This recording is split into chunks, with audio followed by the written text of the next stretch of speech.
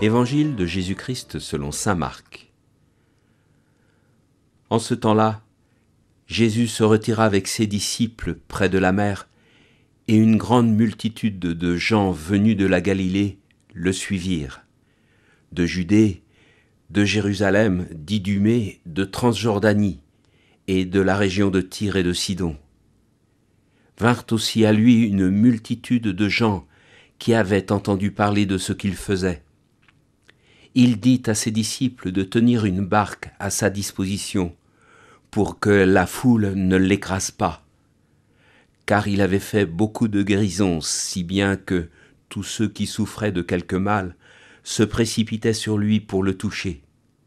Et lorsque les esprits impurs le voyaient, ils se jetaient à ses pieds et criaient « Toi, tu es le Fils de Dieu !» Mais il leur défendait vivement de le faire connaître.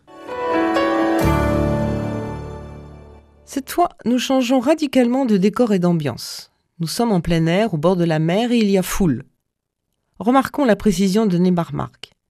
Jésus se retira avec ses disciples, comme s'il était temps de passer à autre chose, comme s'il en avait assez de passer son temps dans des controverses stériles avec des gens qui n'ont de cesse de se débarrasser de lui.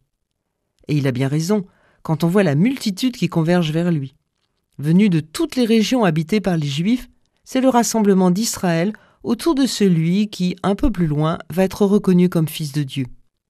Marc ménage un contraste saisissant entre l'hostilité dont il faisait l'objet jusque-là dans les milieux du pouvoir religieux et politique et l'attrait qu'il exerce sur les foules, tous ceux qui sont avides d'une rencontre dont ils pressentent qu'elle va changer leur vie.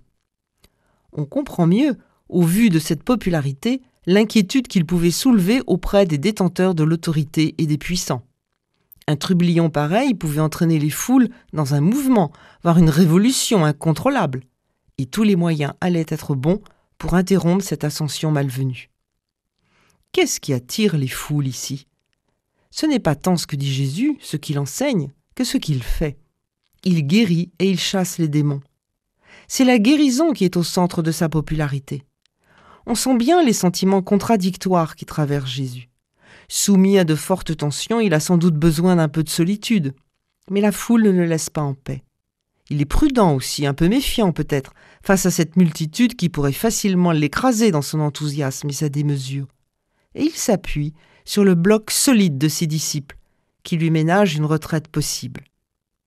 Un peu fatigué, inquiet, ce Jésus bien humain et en même temps, qui ne résiste pas à cet élan qui l'habite, le porte irrésistiblement vers ceux qui sont en souffrance, vers ceux qui se bousculent, qui ne cherchent pas la prospérité, mais la guérison et la délivrance. Elle peut nous être familière encore aujourd'hui, cette foule des pèlerinages, des grandes manifestations sociales qui rassemblent dans une même ferveur nombre de gens qui sont en attente d'une amélioration de leur vie, d'un miracle pour eux-mêmes ou pour un proche qui souffre. Et Jésus ne se dérobe pas à cette attente. C'est bien cette puissance agissante, son rayonnement qui le révèle Fils de Dieu, ce que les démons savent déjà. Mais l'heure n'est pas encore venue de faire connaître la véritable identité du Maître.